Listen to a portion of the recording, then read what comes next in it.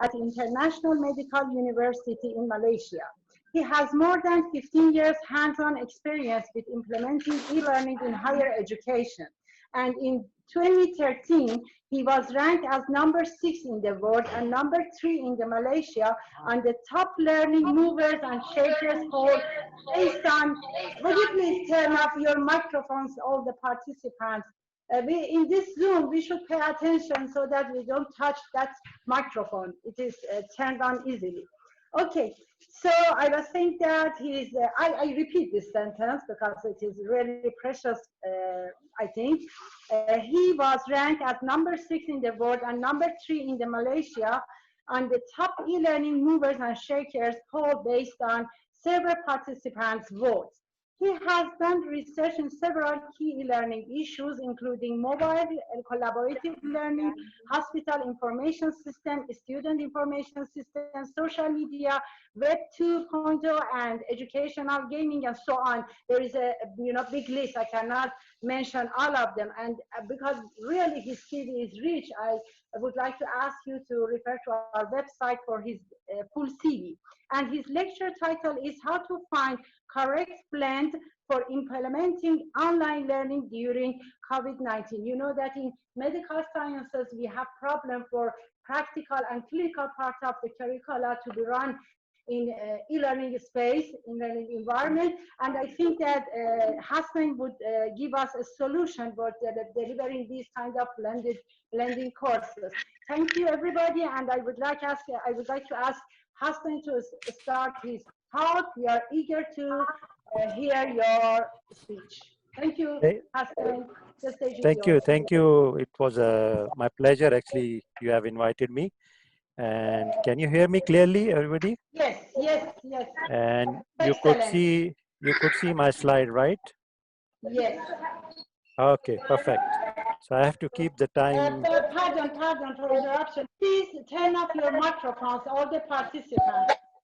We are hearing some conversation over there.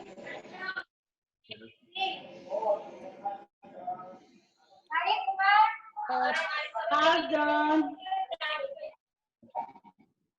So, Hassan, please start. My colleagues are searching for the participants' microphone to turn it off. Sure, no worries. Thank you. Now that's okay now. Okay, you put me actually in a very challenging situation. Finding a solution. Okay, I will try my best.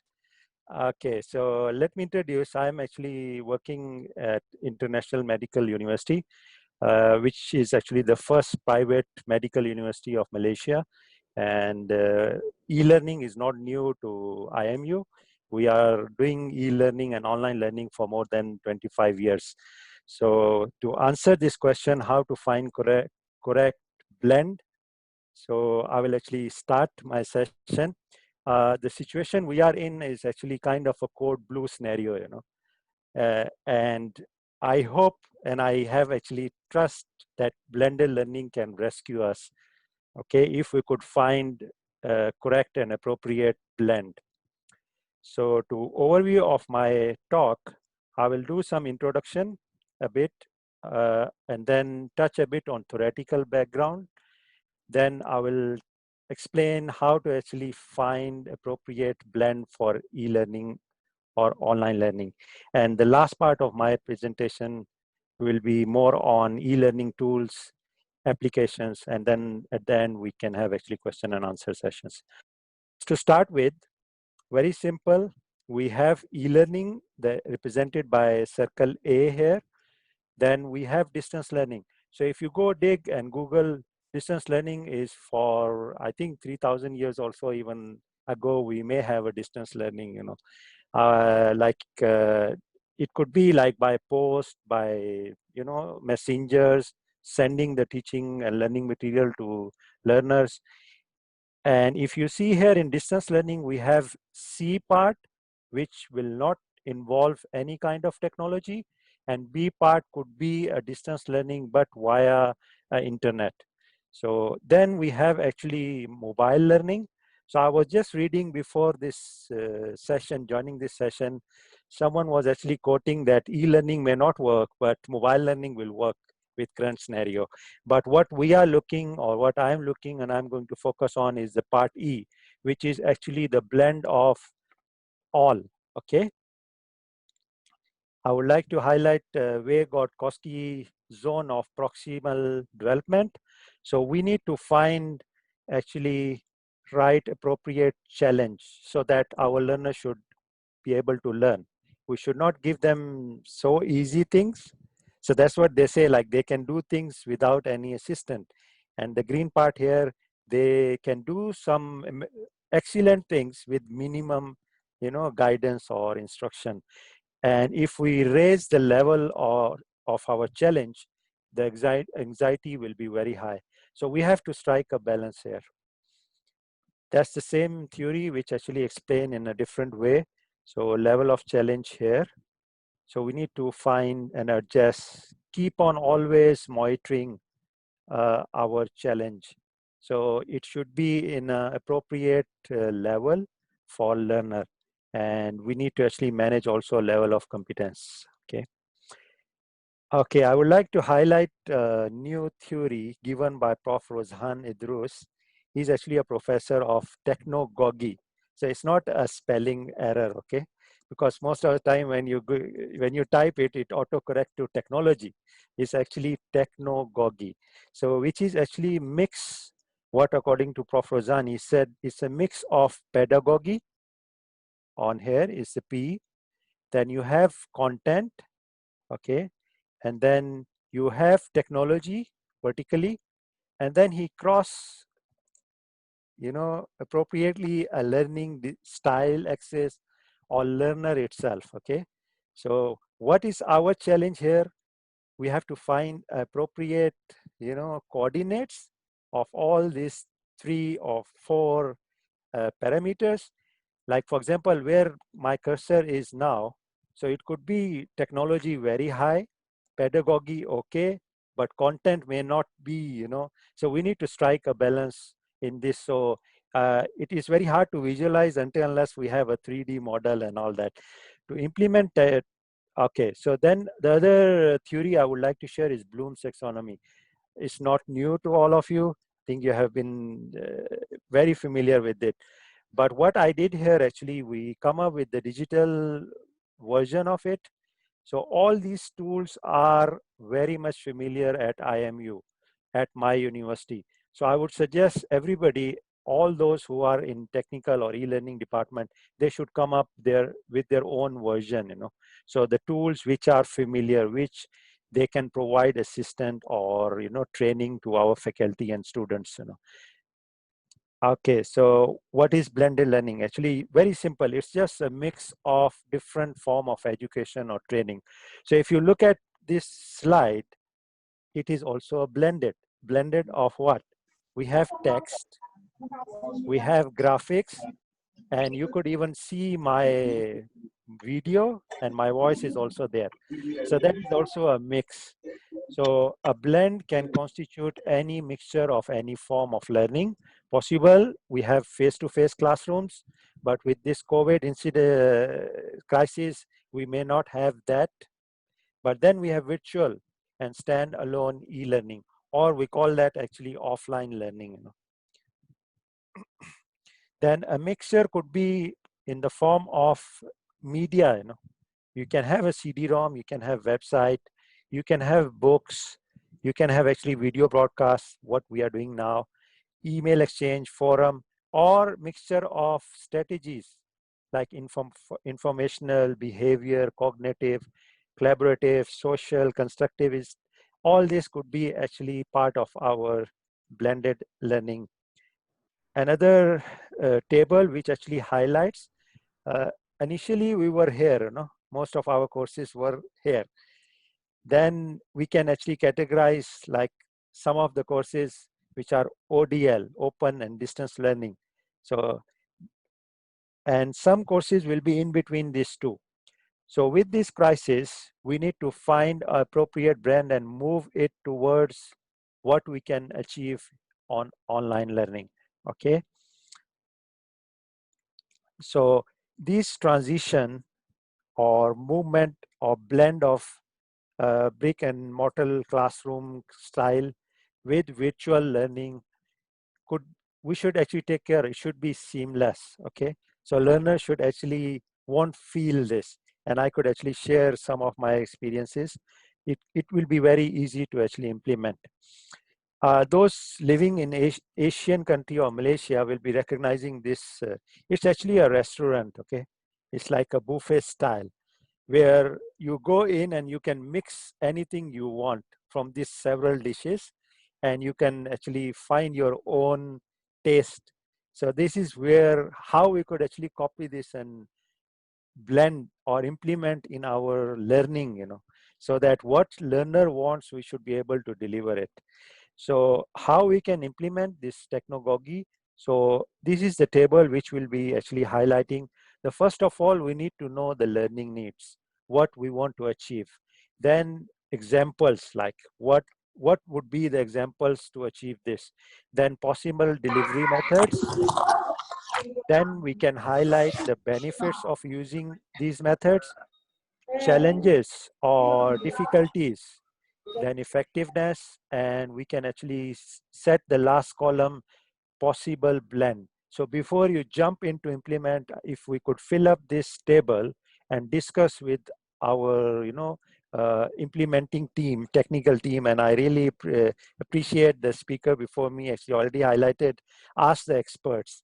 So once you have a plan, you discuss with your experts in your institutions and then you can start implementing, okay? Now, key questions for blended learning. First of all, what programs in your organization is suitable for blended learning? Not everything we could actually blend or make it online learning. So what models in blended learning are most appropriate for institution based on your resources and readiness of your infrastructure, student? I think next slide I will highlight that. What support mechanisms are necessary to ensure the success of blended learning? How can blended learning become an effective mechanism for meeting the strategic initiative? And how will you assess the impact of blended learning? So yesterday, there are a lot of people who asked actually questions about assessment. Yes, it's challenging but if we forget what we were doing or how we were doing our assessment, don't make it digitized, I think we can invent something more promising. Yes, the key element to consider, the first is actually readiness. We need to do a survey in your institutions and check how ready our learners are. And I think some of yesterday also mentioned by some of our speakers, and today also, some of our learners might not have internet access or connectivity may be an issue. Okay, so we need to actually check and know how about our faculty members, are they ready or not? Do we have an infrastructure? So here I put actually LMS or content management system or learning management system. Are we ready with the content? But I think I will be least concerned about this because we have a lot of open educational resources available. Okay, then learner and faculty. So we need to evaluate, okay, are they ready or not? And then we need a strong support from our top management. Okay, so this is also a blend. If we can get all that, and we will have a successful implementation. So I will highlight actually to emergence of online and provision of ODL or blended learning. So on my left side, we were actually be aware of like doing some distance learning, open universities concept. Then we have open educational resources, Khan Academy, where you can have all the resources there. Then it gives birth of MOOCs. Then open learning move on to future learning, and this is part where a lot of MOOCs platform evolved.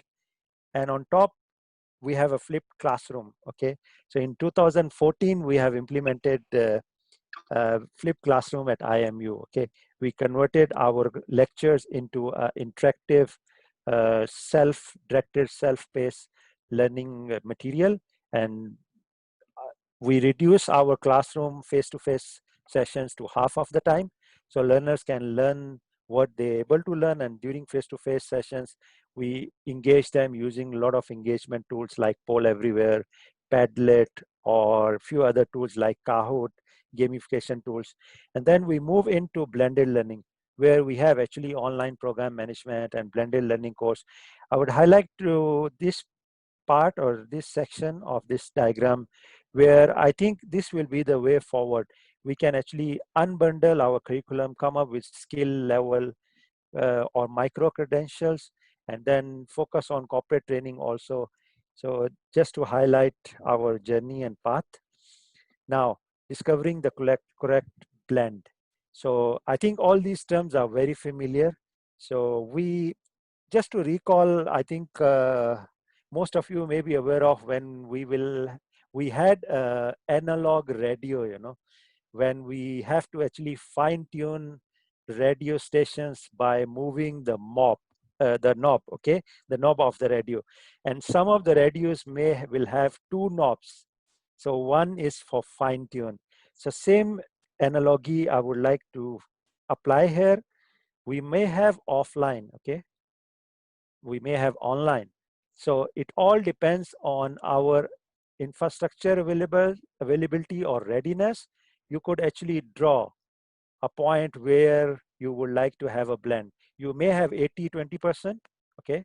Same goes asynchronous and synchronous. And I think previous speaker already highlighted, like when there was a bandwidth issues or internet connectivity issue, they switch to asynchronous. And when they are comfortable, they actually move to synchronous, more synchronous activities. Same goes with text, okay? So if your bandwidth can support, you could actually move to maybe 90% multimedia and 10% text. Same goes with structured, like whether learner have to follow how we present or how we set the learning path for them, or make it open, let learner pick what they want to learn and how they want to learn. But the only thing, we will actually guide them the final destination, the goal to achieve. Teacher centric or student centric.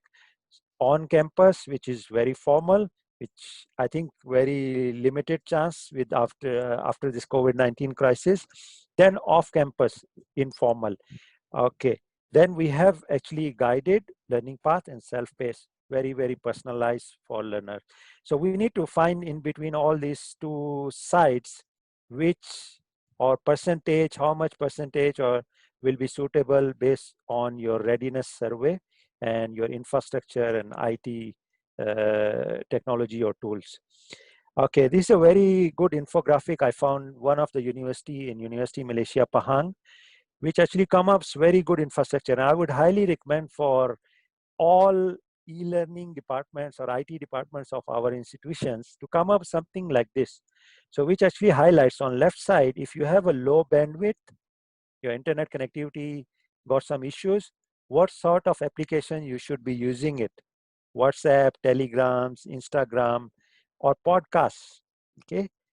Then approaches, what sort of approaches we should use, like voice memos, image, PDF, text, web-based, and then actions. Same goes here.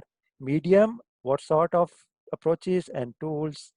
For high bandwidth, you can actually use all of this and can have a virtual conferences like what we are doing now. I think Zoom is already there, and there are a lot of others. So I think if we could have this simple infographics that will assist our faculty.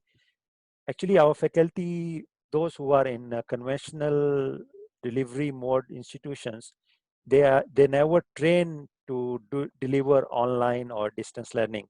So I think this kind of job aids will assist them a lot. Okay, now I'm moving to the applications. So this prognosis app is actually free to use. It's very light. So if you can scan using those who are having iOS, is this part, this QR code. And for Google devices or Android devices, you can scan this QR code. It's very light. It's actually a clinical case presentation, very simple cartoonish images. And then you could actually do the case, take the diagnosis and management and give the assessment. There's some assessment, simple assessment, and you can do multiple times. So with this COVID situation, I think we can try these apps, give to our students and let them explore, because it's hard to get real patients now. So these kind of simulated apps or applications will assist us a lot. So those who can afford, I think this is a paid and subscribe application, very high end. Those who are in a final year of your MBBS or those who have graduated also, it's very helpful. Even for junior doctors also, it's very helpful and very, very much in detail. Okay, so based on these two applications, we got inspired by these two applications. We developed our own, and we call this project as Virtual Medical Clinic, okay, VMC. So you can scan this, and there are few cases freely available for you to actually explore. I will be actually showing you. Then we have actually virtual or augmented reality applications also, or mixed reality. So this is a sample where we have different clinics, and let me show you one of the case. Can you see my website now? Yes, we can. No. Website is not. Slide. Yeah. And, okay, and let me. You are interrupted, you have about 4 minutes, 3 or 4 Sure, minutes. sure. Thanks. How about now? Not yet. Yes. Yes. That's okay. So this is a case which is freely available, and Dr. Daniel is actually a surgeon, and all the facts he provided in this case is actually a real facts. So I will quickly go. So this is the patient, data, and it's an emergency case. So this is a dialogue where we can actually ask questions and we can proceed it. Because of time, I will skip a lot of things, but you could actually do. So students are actually asked after every step a question. So I just answer, I'm not a medical doctor. So let's see how it goes. Now, you can actually click all this, get some, biostatistics of the patient, okay? And you can proceed, move, they ask questions, and everything is recorded actually, okay? You can even access to CT scan, images of real CT scan. Okay, let's try. I know most of the questions I pick wrong. Just to give you idea, So all these cases is actually developed in-house at IMU. And you see, this is actually a real image of CT scan. So I can drag and drop. And if you notice, we nicely blend the content. We may ask the similar question multiple times, but no, here we are asking them to drag and drop, Yes, there are a few more. And I want to show you the end result. And good thing in this, we can actually review back. We can give the feedback, okay? Let's see. So it's actually a real image, real patient image. So if you have a, portfolio of those surgeons, they can actually bring up this content for our learners to experiment. And actually students really appreciate this kind of interactivity and cases. Let's see, I think this would be the last. Yes, so I performed very bad, okay? Forgive me. Wonderful. I got only 1 star, actually there are 3 stars. So I can review back. So by reviewing back, first question by luck, I actually correct. Second, okay. Not too bad. So see, so we can actually all this can, and multiple times students can practice that, okay? And this is parked in our LMS. And if you notice here, I can reveal the correct answers. So I think you get roughly the idea, right? So let's stop this sharing and back to my slide.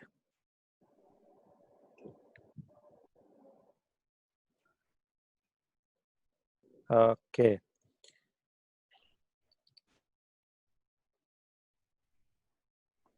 So you got the roughly idea. And here we have actually more than 20 cases and we are building more now. So we have different virtual clinics. We are even including Chinese medicine and chiropractic clinics also here. Okay, so this was the case just now I shared with you. Okay. I would like to highlight, this is the paper me and Prof. Shahid actually already submitted in one of the journal. During this COVID scenario, we find it very difficult to have bedside teaching. So we come up with this innovative idea to embed Cagney's 9 events of instructions. So, and to convert our existing bedside teaching into this format, where Prof. Shahid have actually a lot of material available. He is actually ENT surgeon, so he got all real images and videos of patients with him. So that actually really helps us. So giving a clinical problem. Second is a modified prior knowledge where we ask, give instructions to student.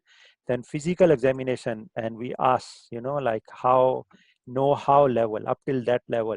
Then we offered actually investigation offered, and actually actual reports were revealed to the students. And then we use actually differential diagnosis, yeah, here, and we evaluate, and then we give feedback and giving the briefing at the end. So students really was very happy because they could not go and clear patients because most of the hospitals were taking care of COVID cases. So students were not allowed to enter early. Now they are allowed. So they were very happy to actually, once we implement this bedside teaching, and we name it Bedside Teaching. So it's actually teaching for everything, okay? And this is very simple, you know. I just got it from PowerPoint, you know. If you go and insert images, you can actually get it that. So you don't need to go Google or anything, you know. And by the way, you could actually rotate. This is a 3D models from PowerPoint, okay? Just to take away message from this talk, our role as a teacher, I don't prefer teacher, I would like facilitator now. So we are a facilitator, and we need to find, and technology can assist us in finding dynamic grouping, and we will be intervener, okay? Whenever they need us, like a scaffolding, you know, concept, and we need to be specialist of something.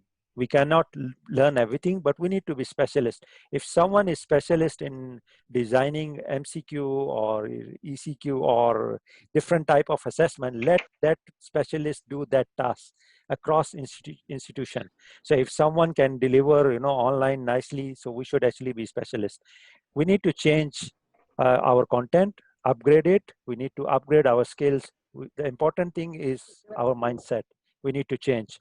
So I would like to repeat this. Technology won't replace us. It never replaces us. But the teacher who uses technology will replace us fast. Okay? Another quote before I end. Pedagogy is the driver for this van, school bus. Technology is accelerator, the pedal, and passion is our gas, petrol. So if we have driver, which is correct pedagogy, if we have appropriate technology, and we have passion, I think we will succeed. And the last quote before I end, e-learning will work for those who know how to work, who know how to make it work. So technology is innocent. Don't blame the tool, okay? So if we fail, so we start blaming, you know, oh, tool was like that, technology was like that. No, technology is the last thing to actually think. Pedagogy comes first. So that's end my talk. And if you want to know more, I think this is my blog, my slide share. I think after this talk, you will be able to see my slides there. And at the bottom, I have this, my tutor handler. This is in detail. Yes, so this is one of the park where I am living. Not that close to my house, but I always miss this. But now I think it's a bit relaxed here. So we can go to the parks now. That's all from my side. Thanks.